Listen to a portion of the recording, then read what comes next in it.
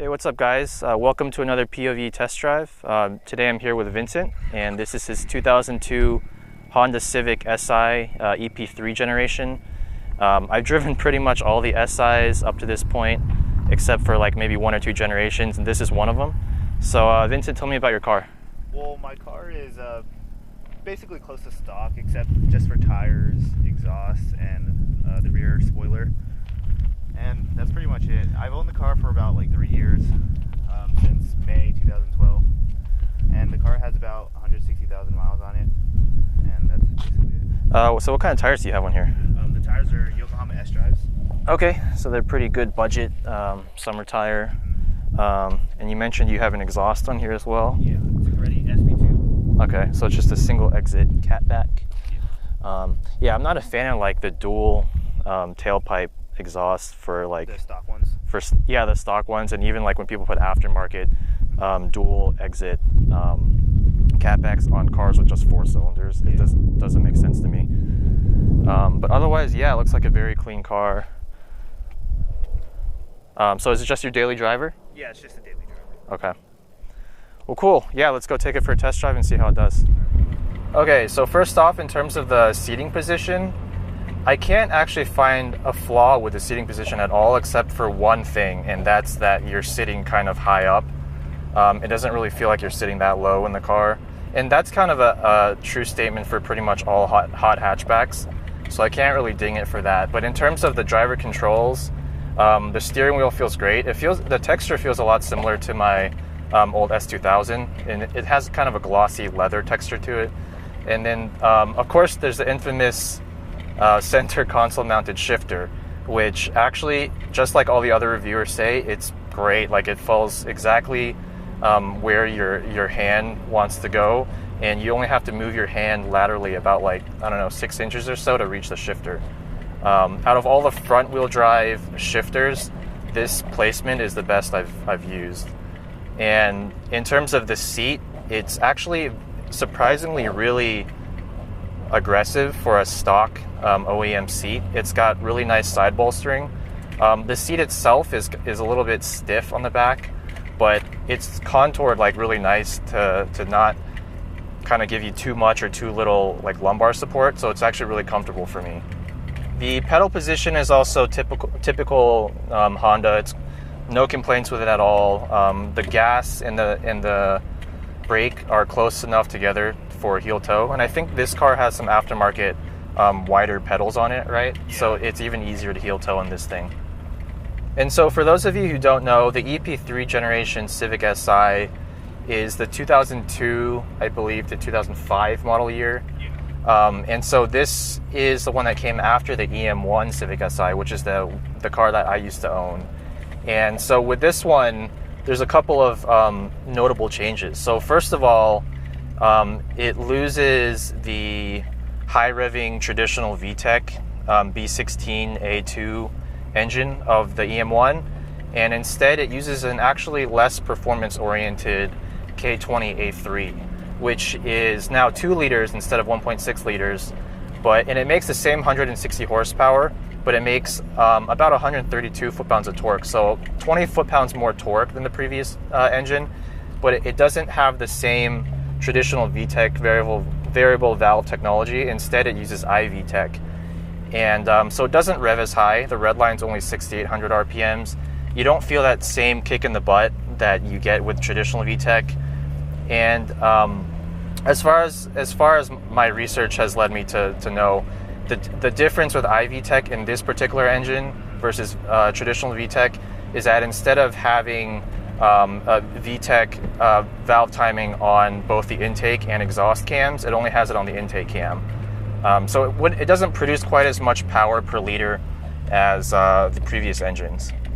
But when I start going faster in a minute, let's see how it actually revs out and how it performs. And so the second notable difference between this one and the previous Gen EM1 is it loses the hydraulic assisted steering rack, and now it has an electrically assisted rack. And when I first learned about this, I was a little bit nervous because typically I found that hydraulic systems always work a lot better than electric in terms of, feedback through the steering wheel. But actually I'm pretty pleasantly surprised with this rack. It still has a good weight to it, and it still has enough feedback, not quite as much as a hydraulic system, but still pretty good. And it feels very similar to the S2000 steering rack as well, in that it's pretty light, but it still loads up nicely, and you can feel what the front axle is doing. And then the third but not least, the EP3 Civic Si loses the double wishbone front suspension of the EM1, and instead it has McPherson struts up front. And so the downside to that is that it makes the camber angle, it doesn't adjust as much while you're cornering hard into a corner. So theoretically, you won't have as much cornering grip. With that being said, this car, just right now when I'm driving at low speeds, is extremely easy to drive. Very confidence inspiring. Even for a slightly older car, you know, like an almost 15-year-old car, it has very little play in the steering. The shifter feels very solid and easy to use.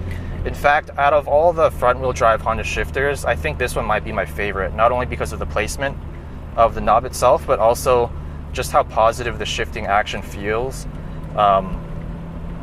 It feels less sloppy, in my opinion, than the EM1 shifter, and it's more along the lines of the 9th gen SI that I've driven. Another thing I'm noticing is that the suspension is very compliant, but at the same time it has a good firmness to it. And I think that's one of the things that's lacking in a lot of like modified cars with coilovers, because the ride is often so stiff that it doesn't absorb bumps very well, and it's almost like counterintuitive, because you would think that it corners flatter, but then when you go over bumps, it upsets the suspension geometry and actually causes you to lose some grip because of the tires hopping. But just from what I can tell driving at normal speeds, this suspension soaks up the bumps well, and so it's able to maintain that contact between the tire and the ground. So as I mentioned before, this has the K20A3 VTEC engine. It's 2 liters, naturally aspirated, 16 valve, dual overhead cam, the usual. Power output's 160 horsepower at, I think, close to redline, and then the torque is around 132 foot-pounds. Also probably in the 4,000 to 5,000 RPM range. So let's go a bit quicker here and see how it does.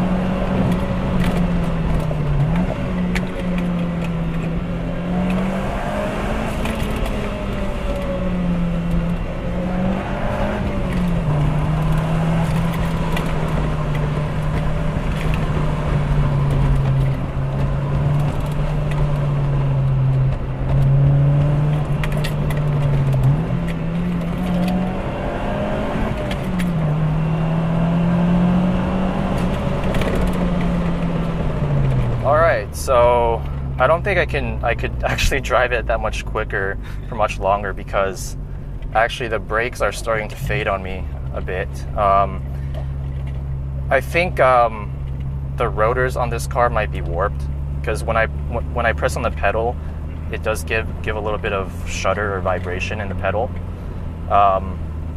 But so, you know, that's just not a fault of the car itself, but just in terms of maintenance, that's probably the next thing you got to do is probably replace the rotors and pads as well. But, you know, so just in terms of the car itself, the engine it's not bad. It's not bad, but it doesn't capture the original VTEC kind of high revving nature. Yeah, it could be better. Yeah, it definitely could be better. But again, it's not really a super performance oriented engine, in the sense that, you know, it doesn't have, you know, the full VTEC technology in there. It doesn't rev as high. It doesn't have that VTEC switchover feel. But that being said, I still like the fact that you have to rev this engine all the way out to redline to get the most power out of it.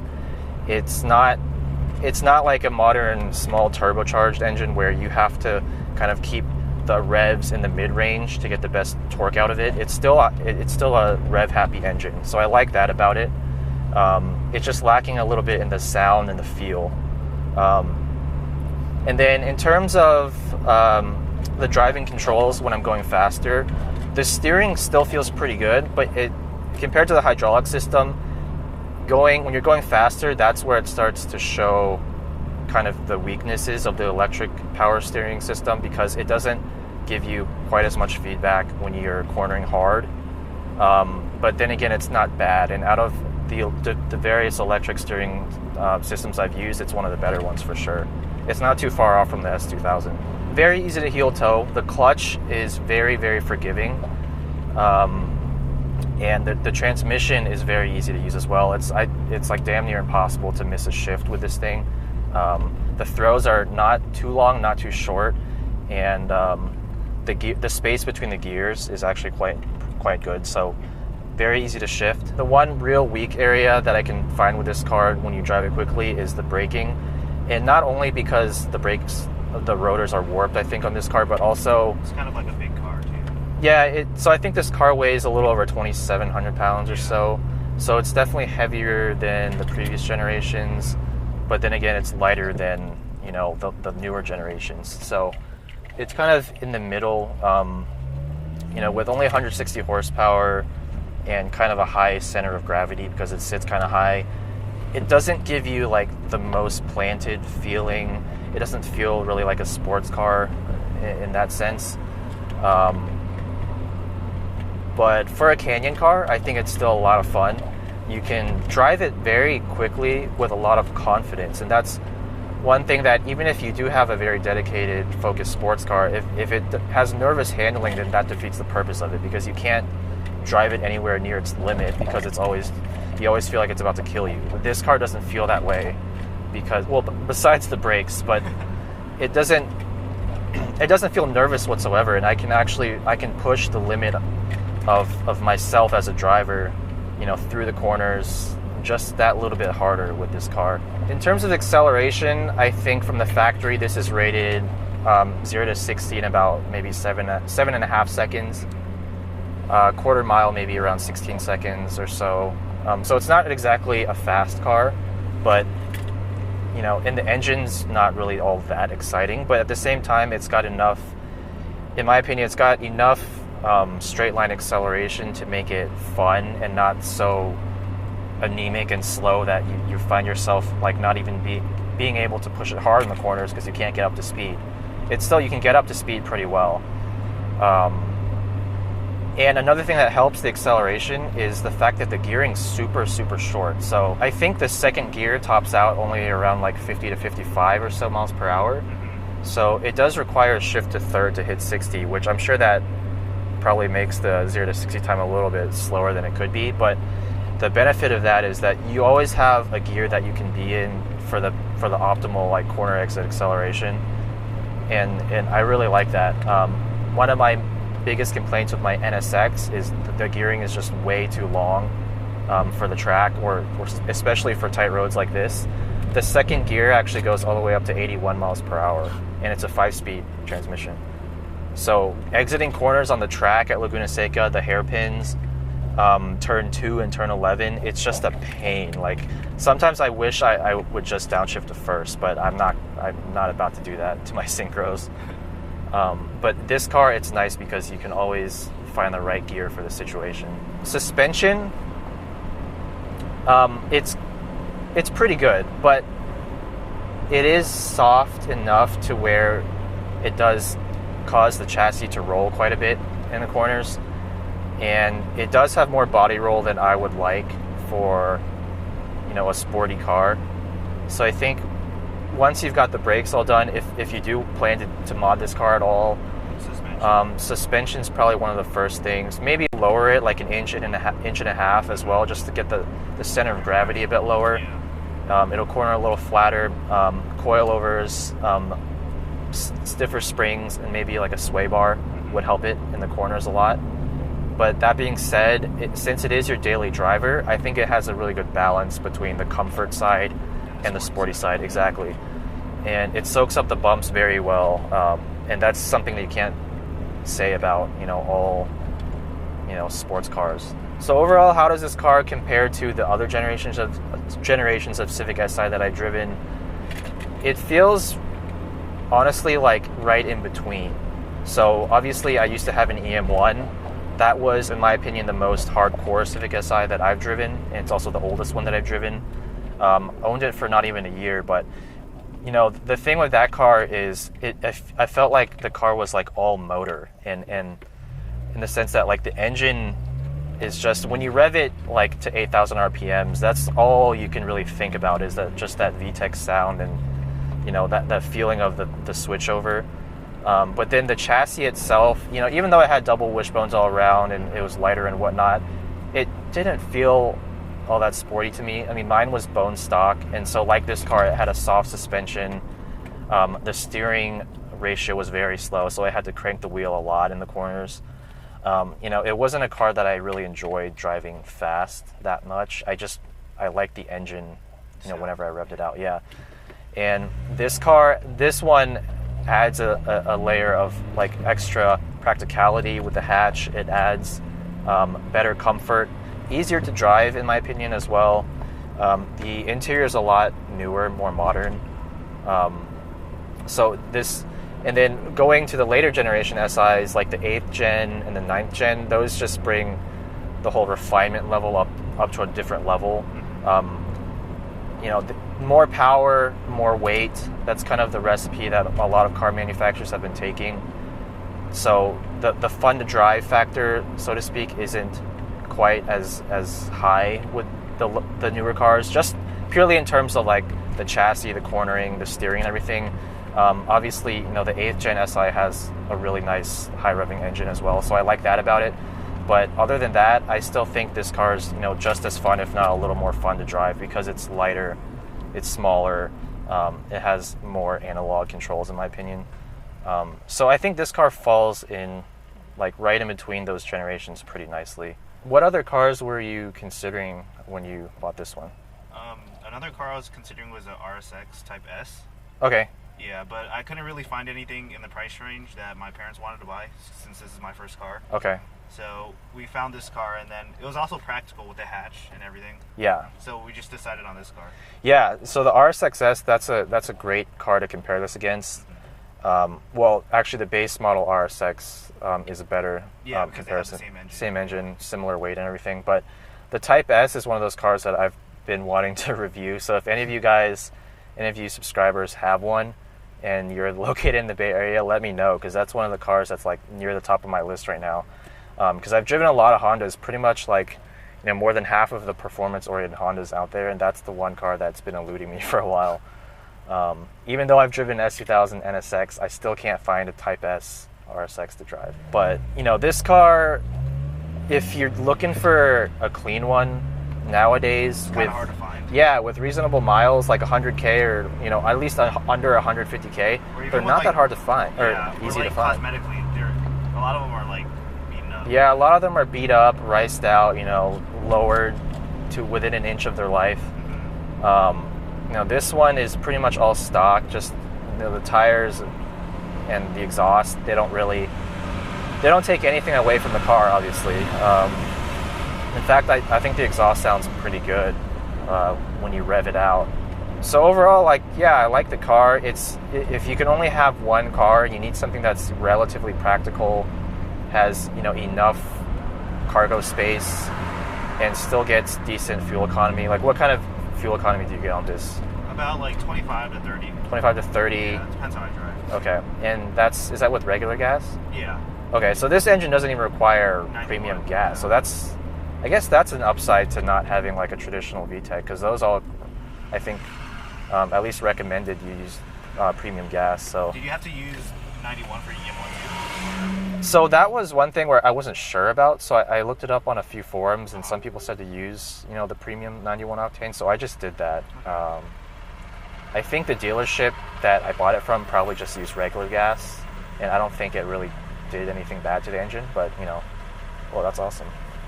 Probably a replica, but still pretty cool. Yeah. But yeah, and I'm assuming you've had like no issues in terms of reliability. No, just basic oil changes and just Oil changes. And you've had the car how long again? for like about 3 years. 3 years. So that's a decent amount of time. And how many miles did it have when you got it? 118,000. So you put like a good 40+ thousand on it. Yeah. So yeah, that's a pretty good rate of like putting miles on your car per year. And so it's just another testament to Honda's reliability. It's easy to work on, I'm sure. So if you can only have one car, hot hatches just in general are like one of my top like recommendations. Just because you get the practicality, you get decent power, usually you get pretty good driver controls. The one thing that you sometimes miss out on is having that low seating position. Yeah. But then that's like a boon and a bane, right? Because if you're sitting too low in traffic, you can't like see anything around you. You don't have a good sense of awareness. But otherwise, this car is a good balance in terms of all the things that I would want in like a fun daily driver.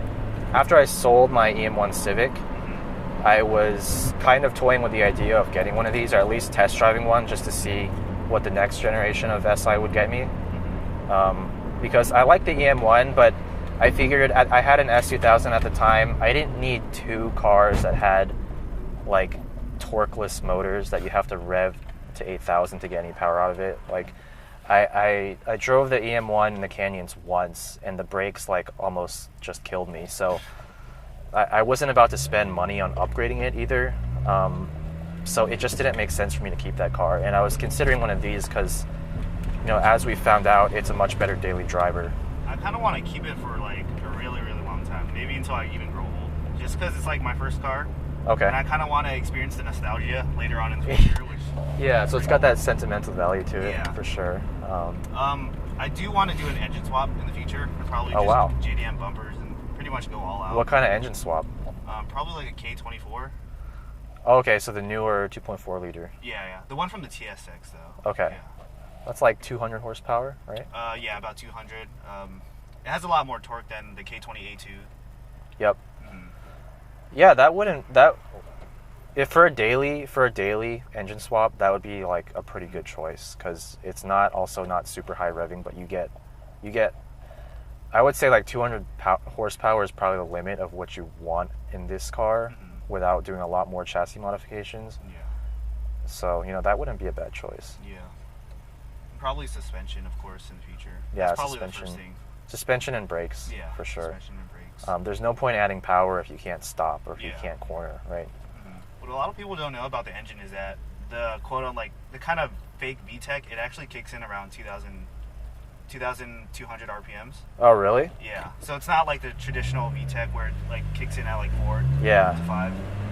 Yeah, see, I can't feel it kick in at all. I'm sure it's engineered that way. And I think I might be mistaken, but I think iVTEC is designed to also not only give high RPM performance, but also give more mid-range like torque and fuel economy. Yeah. And so I can definitely see that, just having driven so many traditional VTEC engines. This does feel torquier for sure. When you drove the 8th gen and 9th gen, could you feel that like VTEC kick or no? The 8th gen I did, surprisingly, even though that's also an iVTEC. Yeah. I think that one has... I think that has that extra cam lobe. Yeah, it does. So it has VTEC kicking in on both the intake and exhaust cam. So that one, I think the engagement point was like somewhere around 555 or 5800 or something like that. And yeah, I could definitely feel that kick in. Yeah. But then also I drove a modified one that had an E-tune. You can find the video on my channel. Oh yeah, the one that revved out to like 85, that right? 8,600 RPMs, but I didn't feel the VTEC really kick in that much, because from what I've heard, it's from what I've heard that E-tune actually gets rid of that torque dip before VTEC kicks in. But yeah, and then in the 9th gen, I don't feel the VTEC really kick in hardly at all. I do kind of hear like The more crossover? induction noise Okay. above maybe like 45 or 5,000. Mhm. But I didn't really feel it like in terms of the seat of my pants, like it accelerating faster. Yeah. So now that I've driven this EP3 Si, I'm just trying to think what other Hondas are left out there for me to review. And you know, obviously, like I mentioned before, I'd love to drive an RSX Type S.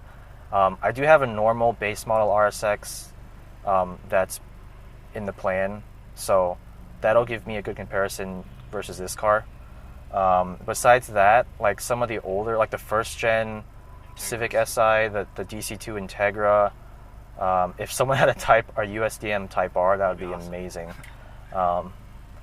But yeah, I feel like, you know, I've gotten a lot of experience with Hondas now. There's just a few more that I have to do before I can like cross off, you know, the whole list. Yeah, thanks again, Vincent, for letting me drive your EP3. Yeah, no problem. Very enjoyable car. Like I said, if you only have one car, it's a great choice. And some of the other cars I'm planning on driving soon include a Volkswagen Corrado, which is actually a car that I have not even thought about for like a long time. I almost forgot they existed, but that'll be fun. Hopefully a Corvette Z06, a few others in the pipeline. But yeah, stay tuned. Thanks again for watching. Subscribe if you like my channel. Leave all comments, feedback. I'm open to all kind of feedback. And see you guys next time.